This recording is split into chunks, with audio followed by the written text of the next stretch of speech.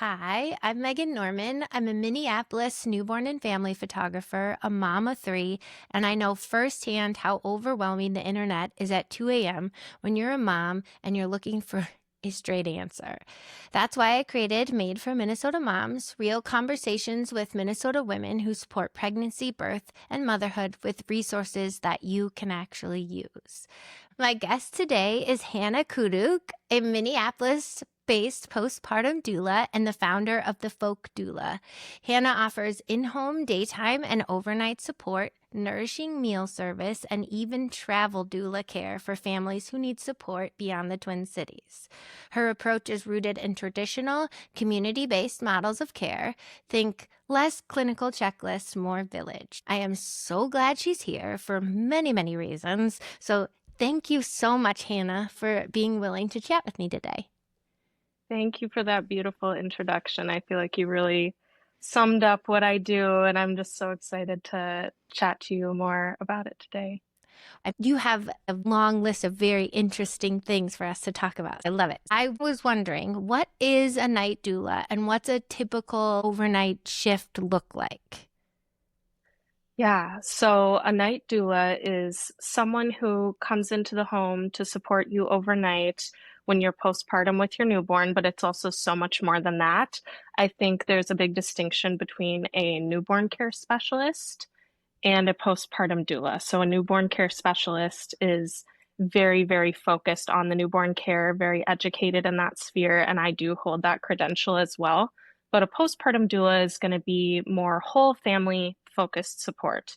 So that's support for mom and her healing and nervous system after birth, just for the whole family structure as well as baby and making sure that those rhythms and the structure of the home with such a big transition is feeling really supported and resourced as a whole. That's so cool. What does that look like as a night doula? I didn't realize, I mean, I should, but that there was a distinction between the two. So when you are there during the evening, what does that even look like? Yeah, so when I first arrive, a lot of what we do is we check in with mom, and we chat about how things have been going since I was last there. So I think every postpartum doula does this a little bit differently, but the rhythm when I arrive, we'll chat a little bit on the first night. A lot of that involves processing of the birth story. How are we physically feeling in our body? How is that manifesting with our relationships? Who are we inviting into our postpartum bubble, our environment? That's a really big piece. And who is our village? Who is supporting us? So we do a lot of chatting and processing in the beginning. And then I send parents to bed. That is the most important piece, of course, why you have a postpartum doula overnight in your home. You want to get really good quality sleep. So then I am taking care of baby throughout the night and supporting whatever the feeding journey might be, whether you're nursing, whether you're bottle feeding or you're combo feeding. I am here to support whatever your choice may be with an unbiased and non-judgmental lens. That's the hugest piece. It's so cool. So I will say, up until I had Joy on, I did not realize what a postpartum doula was. And then now that I've been on this journey with the series, it's so interesting to me what a doula does and how many different types of doulas there are and all of the different philosophy that you all take in your process. But with Joy, she did the exact same thing about talking about your birth story, which I found really interesting about Mm. how that obviously must be very impactful. And so tell me more about why you ask about birth story, because that to me is intriguing. I never really thought to think about asking someone that as like one of the first things to get to know them. Yeah, I think it's a very, very huge transition because what happens to our body, it sort of lives in our body in a way, and we Yeah. carry that through our lives. I think of our human experience as sort of like a nesting doll. we carry all the different versions of our past selves within ourselves. We carry our childhood, we carry our teenage years, we carry all of these huge transitions that bring us into the next phase of life. And one of the hugest phases of life that's a big transition for so many is the transition into parenthood. And that exists both for mothers and for fathers and all different types of people going through this transition. So the birth story marks that change. And a lot of traditional postpartum care providers and birth keepers refer to the birth as the veil opening up, the veil between worlds becoming really thin. And we're quite literally ushering a life onto the earth. Yeah. It's no small thing. No. And it can come with many challenging things too that kind of come up for us. How do we respond Yeah. when pain is involved?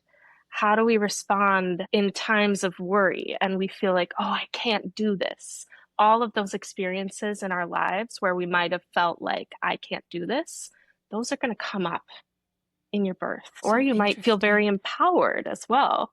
So there are just so many different ways to experience birth, but all these life experiences are going to come up, and we might have, the birth setting that we're in might influence our reaction to birth as well. So that's a lot that needs to be processed. That's so cool. I just never really thought about that. And I love what you said about how we are a nesting doll, because it's so true that we just keep building on as we go, but it's all still within us. Oh, that's so beautiful. I never thought about that. I love that. That's so cool. Okay, so if a mom is breastfeeding, how does the overnight work for you if she's breastfeeding? How do you help with that, facilitate? Like, what do you do? Yeah, so that is such an intimate experience because when a mom is nursing and I have baby overnight in a separate space, every time baby wakes up to feed, my job is to go into the bedroom or the sleeping space and wake up mom, Yeah. say, hey, it's time to nurse, and bring baby straight to her, let her nurse. And that might involve me sitting at her bedside. We might chat a little bit about how the nursing journey is going, and we might look at the latch and see baby's feeding position, and I can support things like that.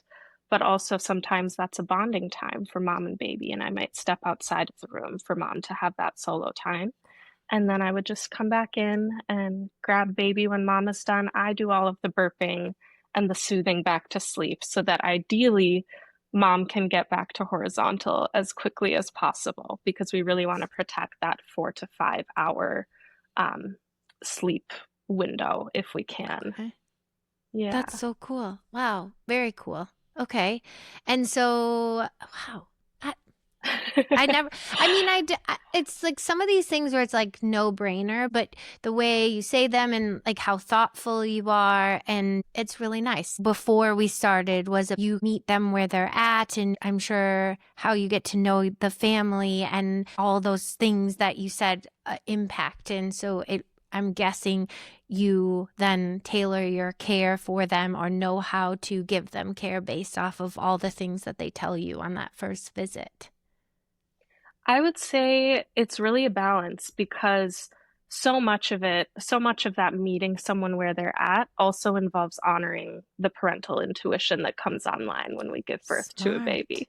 Yeah. That's a huge piece. It's biological, it's hormonal. And so oftentimes in initial consults with families, I'm very open about saying, I know a lot, I have education, I have circumstantial experience with families that runs very deep for many, many years. But I don't know everything. I'm not in your body. I'm not in your experience. And I really value honoring the initiation into parenthood and allowing a family the space to figure out what rhythm works for them. I'm not going to tell you what the right thing for you or your family is. We can talk through options and we can try different things. And that's the beauty of having a postpartum doula is there's someone else in your space who can hold that experience with you, all of that newness and all of these new things we're trying every day. I can do that with you. And it feels a little bit safer to try a new thing that maybe won't work with baby, whether it's the care for our baby or the care for ourselves or the way that we show up for our new family. It's okay to try a new thing when you have someone else who's there to hold it with you. And then the pressure is not on ourselves fully when we maybe if something doesn't work out, that's okay. We're trying to build resilience. I love that. Yeah, that's so smart. That's really smart. Okay, so I guess I probably should have asked you to begin with. How did you even become a doula?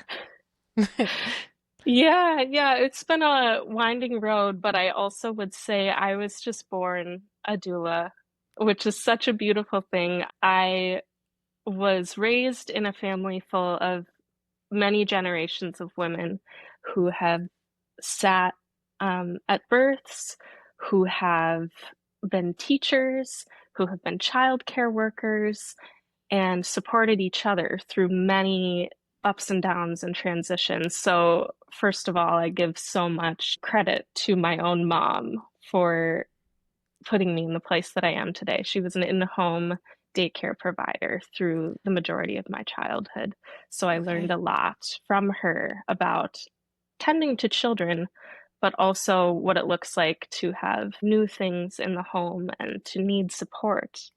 So, yeah, I also launched into a career nanny career for 10, 11 years and dedicated myself to working in homes. So from that space, I transitioned into caring solely for newborns and families after my time as a career nanny sort of ended. And I have a background as well in holistic nutrition and herbalism. So I weave all of these things together to support families the way I do today. Cool. So it was just ingrained in you from the beginning. That's just, I love that. I love that. Okay. Yeah. So from what you've seen in families' homes at 3 a.m., what does getting real sleep change at mother's mental health? Mm, that is a very, very good question. I would say one thing that's very good to note is that the same neurotransmitters in our brain that regulate our sleep also regulate our mood. So this Makes is a sense. really interesting fact to keep in mind. And I think that a huge piece of this is making sure we regulate our circadian rhythms. Yeah. So these are just tips that I share with families when we're in the thick of it, in the middle of the night, and trying to make sure we're regulated the next day Yeah. is getting light first thing in the morning, right away, to regulate our circadian rhythm, and then having red light at night and making sure we keep things sort of darker in the house. So that's a big piece of it. Having partner and doula support at night to support that 4 to 5 hour stretch of sleep is a big piece. And then getting into bed earlier than you think you need to. So hopefully we can have a 12-hour stretch in bed, especially since we're waking up Smart. throughout the night with baby. We want to get into bed way earlier than we think we need to. So maybe that's 9 p.m. to 9 a.m. the next day. We are in bed trying to rest even when we're waking up throughout the night so that we can hopefully get a well-rounded chunk of sleep. And are you staying there, like typically for the times that you are supporting families in the nighttime? Are you staying from 9 p.m. to 9 a.m. or how does that work? Usually my shift is from 10 p.m. to 6 a.m. Okay. So I encourage families, if a parent has a partner, I usually will pass baby off in the morning to partner so Okay. that the birthing parent can continue to sleep in the morning. Smart. That's really Yeah. smart. Okay, that makes a lot of sense. And then how many nights a week do most families have you come? And I'm assuming that it's kind of case by case basis on how long you stay, or you probably, I'm guessing, check in, or how does that work for how long that you're with families? Yeah, it really is dependent on the family, but typically we'll do an every other night cadence. So Okay. sometimes that means 3 nights a week, sometimes that means 4 nights a week. That's usually the most common. And I hear very frequently from families that it's helpful to know your doula is going to be there that night and you're going to Yeah. get good sleep that night Yes. because it helps you get through whatever happens during the day. That is so, so true. Especially, I feel like if you have another child or other children at home, you only have so much patience and energy. Hmm. And so I feel like as moms, it just wears. So I think Yeah. that that's probably very true. As you know, okay, I can do this because I know I'm going to get a good night's sleep. Because as we all know, a good night's sleep really does make a difference. And so It does. I mean, this just sounds magical to me. I wish that I would have known about it or had more information because even one night, I mean, four sounds e- amazing, but even having one night, like you said, that you know that you're going to get quality sleep and that not only are you, but your partner is as well. When I talked to Joy before, I never really thought so much about how yes, you're supporting birthing parent, but you're also supporting their partner to make sure that their Hmm. partner can figure things out themselves, but that they're not feeling like they have to support moms as much. Like there's this other person there that's helping do all of yeah, it sounds really wonderful. So this this is so cool. Okay. Yeah. Um I just find it really fascinating and even just how you put things, like how your care is and the intentionality behind it and just yeah, it's Yeah. really What you cool. said about partner involvement, I think is a really important piece of the conversation when we're talking about postpartum, because right now we live in a culture that's a little bit isolated. When we talk about the village, birthing people used to be supported by a whole village of people, Yes. neighbors, and maybe generations within a family, friends, and just community members would gather around this person. And now we currently live in a culture where oftentimes it's more, the immediate family and it's more insular. So when a partner is not feeling supported, there is a lot of pressure on that partner to be doing it all. Yes. And we can never expect one singular person to do it all. And I like to liken this to the analogy of having a wedding. I think we prepare a lot for a wedding. We think about what is the environment we're going to be in? Where are we hosting this wedding? We think about the food, who is going to be the caterer. We think about the guest list, who is going to be around us and who is not. We think about what we're wearing, and we think about all of these things for so long. It's something we Yes. plan for months, if not years. And there is not as much attention given to planning for our postpartum period. Who is around us? What environment are we in? And delegating. Who is supporting me with what? I think with Yes. weddings, we have a wedding planner. We delegate various people to do specific jobs. And in postpartum, we need that too, because it can't all be on us. It can't all be on our partner. And being a postpartum doula is just one more way to add an extra resource and be part of that village for families who are oftentimes very isolated in today's culture. Oh, that's so that you couldn't have said it better. I mean, that is so true. We do. We think about weddings so much, all the things we ask all the people to help us. And then I feel you have a baby or you're pregnant and I never really thought about like but it's something about like, oh, this is what we're doing. It's not necessarily Mm, about what how everyone, I would assume most people have a community of people who want to support them and then they don't always know how those people want to be supported. So it's okay to ask. And I think that yeah. that's one thing that I wish more people knew that we all want to help and that it's okay to ask and you should ask because people really do want to help you. They want to support you, whatever that be. It's wonderful. It's just wonderful. And to think about the partner, I just think about my husband like especially after we had our first, he's trying to help me recover. He's also Mm, trying to take care of the new baby as well as this toddler that's probably running out of Yeah. control.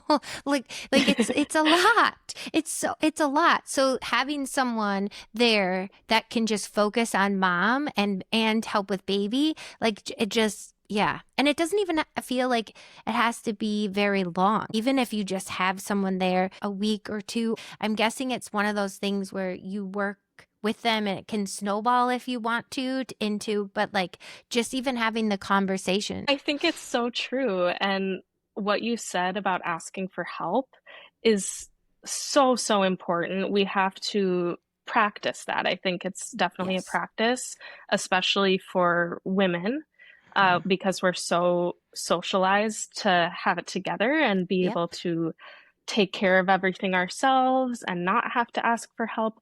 So, another part of why I talk about this work so often is because I want it to become a more normalized part of the conversation so that Yes. family members can also understand that sometimes we just have to step it up and do things to Just do support it. without Mhm. having to be asked for help. But we live in this culture too of boundaries. That's something that's such a huge part of the Yes. conversation, having boundaries. And I am a very big proponent of making sure we uphold boundaries, especially if we have familial situations that can be a little bit challenging in the postpartum space. Boundaries are incredibly important. But what is equally as important is inviting in support even when it's not perfect. I think we can sometimes boundary ourselves into isolation. And it's okay to Yes. invite support that is imperfect into your space because then we're vulnerable and we're having these open conversations in a way that maybe we wouldn't otherwise. It invites opportunity for us to communicate to our loved ones, this is how I need to be cared for.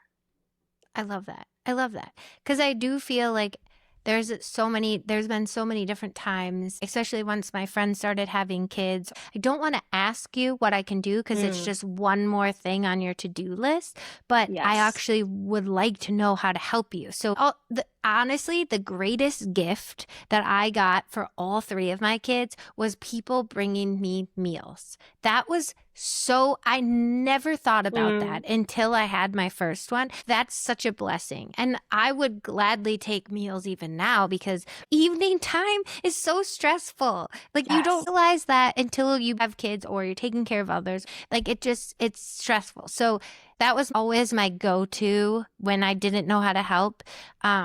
Okay. So what should families look for when they are hiring a postpartum doula, and are there certifications that they should look for? Yeah, I think certifications are an important part of the piece because you want to know that the care provider that's in your home is someone who's going to be reliable, trustworthy, and educated. Not just educated, but has a lot of hands on experience as well. So you want to look for a postpartum doula certification. And the beautiful thing about postpartum doula work is people bring a lot of different certifications and backgrounds to the table. So I also happen to be a birth doula. I happen to have a certification in holistic nutrition. So people will connect to different things that various providers will bring to the table.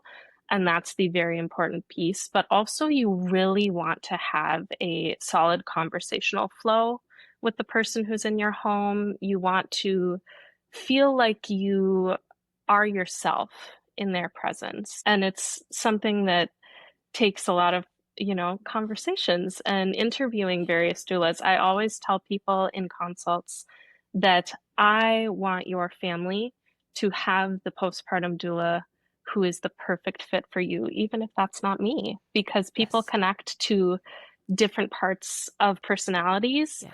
And this is a very relational and a very intimate job because I am in your home when you are in a vulnerable state, when you're sleeping. I'm caring for your most precious, brand new little thing on the planet. So Yes. it's very, very important that that trust piece is established and that families feel comfortable that they can ask any question they want to ask and they're safe to do so. I love that. As I'm learning, there's so many different doulas, which is wonderful for exactly what I think about if I talk about even with photography, finding the right person because there's so many different out there that you can find the right person that you're looking for. They're out there. I don't want someone to come to have like photographs where they're like all matchy matchy and they are all going Mm. to stand there in a pose, right? Like that's not my person, but someone else is going to do that. So it's like, I love that you say to them, I might not be the right person for you, and that's okay because there's so many people out there that are there to support you, and you will find the right person. And not everyone is at that place to say that. I feel there's a perfect person for everyone out there, and that it's okay if it's not me. There is, and that's the beautiful thing. This community is so full of so many very amazing providers. And of course, I love when a family really connects with me. That's so Yes. huge. But across the board, there are some things that are important to look for as well in terms of following safe sleep guidelines and Yes. asking providers about their background and their knowledge of safe sleep guidelines, someone who really keeps up with the current research and the current guidelines around things like that. Great That's question. important. Yeah. So Yeah. that should be something that someone should ask when they're talking to postpartum doulas. That's Yeah. interesting. And infant and child CPR is a similar thing. What would you do if something goes wrong, for example? Smart. See, Yeah. what are more questions? Because it might feel like a no-brainer to you, but when you say them, I'm like, of course you would ask that, but I don't know if I would have thought to ask that. So what else should you ask? Yeah, actually, I have a whole postpartum guideline for your interviews and consults with a postpartum doula. And this could be something we could maybe link in the show Yeah. notes, perhaps, that families might benefit from. But there are a lot of questions that we can ask, not only about certifications, but things that we might consider for ourselves before heading into a consult with a postpartum doula. Thinking about how do we ourselves function when we are on less than optimal levels of sleep. And, Yeah. what is our relationship to caregiving? And, there are just so many factors that can Yeah. influence the way that we show up in those first days of parenthood. And you want to have a provider that's willing to go there and talk about those things with you as well. Oh, I love that. Yes, I think that would be very helpful because, like I said, those of course felt like no brainer. Like, yeah, of course I should ask that. But I would have never thought to even ask that. So I love that. Yes, we will for sure link that. Okay, so now another thing that I would love to hear about is your travel doula services. Mm. This is how I initially found you. I found this so interesting because I never would have thought about it, but yeah, like of course you need support. I would love to hear about how you can support them during travel. Absolutely. So I think a huge piece of the work of a postpartum doula is simply to support a family and make sure that isolation is not a part of the picture. We don't want to be isolated in our entry into parenthood. And Yeah. the fact of life is that life just keeps moving. Some people might hear travel doula and not think that a background like that applies to them or that something like this is a luxury.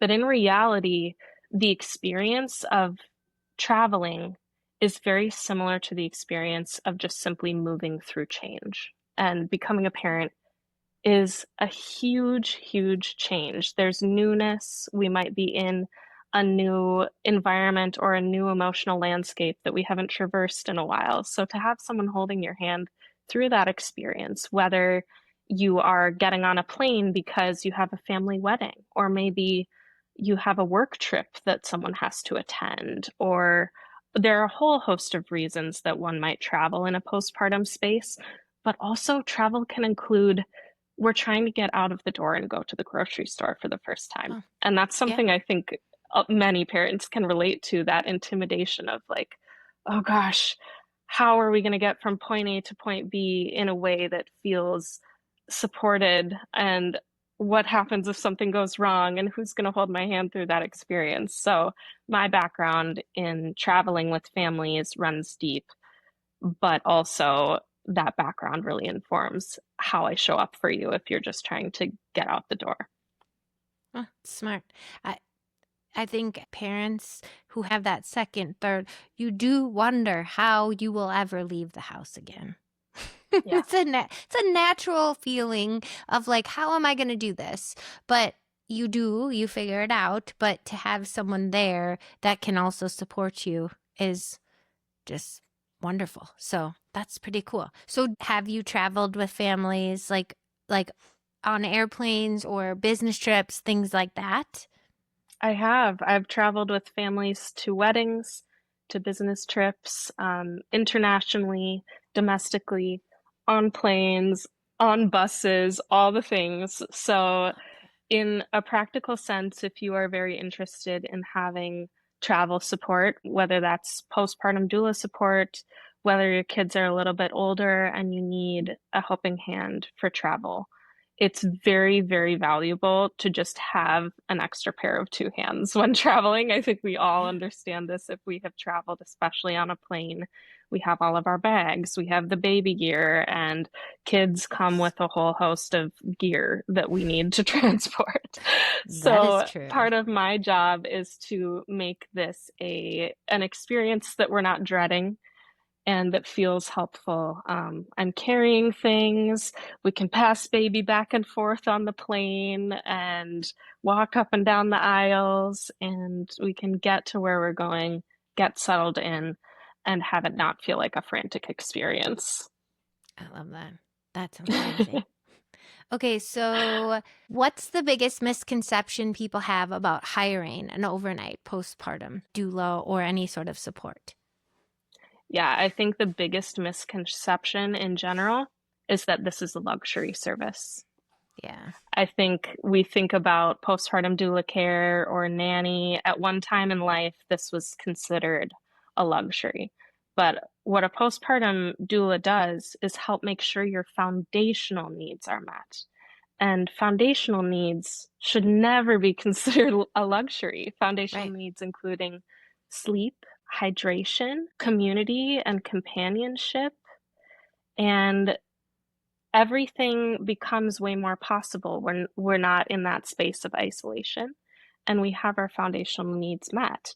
And there are many new resources that are coming out that allow postpartum doula care to become more accessible. There was just a really big announcement with United Healthcare now supporting postpartum and birth doula care, which is beautiful. Awesome. Yes. That's a really huge thing. Yes. There are also employer-sponsored benefit programs such as Carrot that it's not a health insurance, but it allows for families to connect with postpartum doulas if your employer sponsors fertility benefits for you to Awesome. use. So there are many resources, but also I've known families who have asked for community support to fund a postpartum doula rather than having a baby shower. Yep. Ask for funds to help you get that sleep because babies truly need very little. We prepare for all of the gear that we need and all of that, but we forget to prepare for our healing afterwards. And that's the most important piece. It's true. We do. We really focus on baby and less about mom. And so to have that support is wonderful. Okay, so I know this is a loaded question, especially for a postpartum doula, but can you share one powerful moment from your work that you'll never forget? Mm. That's a really beautiful question, and it's something that I think we all need to pause and think about, both as I know. providers and as parents. What is our most powerful moment? And sometimes I think the most powerful things lie in those small moments, those small wins. It's easy to get locked into looking at the big picture, and I think hindsight is always 2020 when our child has grown and we look back on our postpartum experience. Sometimes it's a little bit fuzzy and we forget those Oh, small yes. moments, But right? those small moments are the ones like you said, they are some of the most powerful. They're the ones that kind of push us to the next thing, or even just when you get a hug or an I love Mm, you. I think that there's so much power in that. Just being recognized sometimes is very powerful. So, yes. 100%. Absolutely. That's really beautiful. You keep saying all these like beautiful things, like the nesting dolls and like the wedding, and now this. Like, come on, Hannah. These are beautiful. You're so sweet. Again, you are in the right space. I'm not that you don't know that already, but like, wow. Wow. I We mean, will, it's wait, I mean, important work. it is important work, but you just really are making it relatable. I just love it. This is wonderful. Ugh, okay. So, before I go into the 3 questions that Yeah. that I'm asking at the end, where can people connect with you? Where can they find you? How do they get in touch with you? Yeah, so you can get in touch with me on Instagram. I am at the Folk Doula. My website is also thefolkdoula.com. That's somewhere you can connect with me. You can read a little bit about my background and the services that I offer. I focus mostly in the postpartum, the nesting space, as well as meal service, and families are really, really loving receiving postpartum doula support via meals. So you can read all about Yes. that. Yeah. Okay, I love this. I'm calling this the Real Life Rescue Kit, and there are 3 Minnesota specific recommendations. So the first one is, what's your go-to takeout spot when dinner is just not happening? And what would you order and where is it?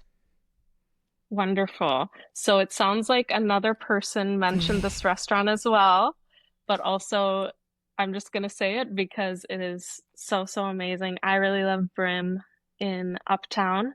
It's right off of Lake Vidamakoska, and sometimes what we need when dinner is just not happening is to get out of the house and put our feet on the ground and be near some nature. So I love the fact that Brim is right there on the lake. You can pick up your takeout. You can go bring the kitties over to the lake and let them run around and take off the shoes, put the feet in the dirt, be near some water. I think it's a really, really beautiful setup they have there with lots of healthy food. And my other favorite place to go, I don't even necessarily go there for takeout, but I go there for this very hole in the wall community experience, is Victor's Cuban Cafe over Okay. in South Minneapolis. That's one of my very favorite places to eat. I'm a regular there. Everybody knows my Love name, that. and you love that community feeling. It's just the best Yes. when you go somewhere and someone recognizes you. 100%. Yeah, 100%. Oh, I love that. Okay, I'll have to check that out because I had never heard of that. it's And the I know best. my husband will be 100% on board for that. Okay, the next one is, what's a kid friendly outing in Minnesota that you actually think is worth the effort? And it's not just surviving, it's thriving. And like, where we all enjoy it. What is your recommendation? Yeah, so carrying on with this theme of we're putting our feet in the dirt, I'm all about that. I love the Westwood Hills Nature Center in St. Louis Park. It's very accessible, very central, right off of 394. And I have taken many children, many nanny kids there in the past. They have lots of paved trails and they also have some unpaved trails, so you can kind of choose your own experience. And they have a lot of very wonderful events for families and children and just little featured moments that are so sweet. I think in the springtime, they have a little fairy walk that's so fun where you can walk Hmm. along the trails, and there are little community made artistic fairy houses just tucked into the hollows of the trees and along the path. So it's so fun for young children to be able to look for the fairies and the fairy houses. And it's just this very imaginative experience that is so enriching for the kids and for the adults. That's one of my favorite spots too. Actually, I love taking photos there Oh, because they have that boardwalk area, and then they replaced the whole nature center like yeah, not that long. Well, it's probably been a few years now, but it's beautiful. It is absolutely stunning. so beautiful. It is. It's so cool. And as a family, we love the Halloween. They have the Oh, Halloween. yes. It's the best. It's like So true, fun. like what you think of when you were a kid, like homemade games. And my kids, even with my weird split on my third, they all wanted to go. It's enjoyable. So that's a good pick. I Mm, I 100% can be behind that one too. so Okay. fun. And then the last one is, do you have a local resource that you find yourself recommending to moms all the time? Yeah. So the resources that I often recommend for families are lactation support and body work. I'm huge proponents of.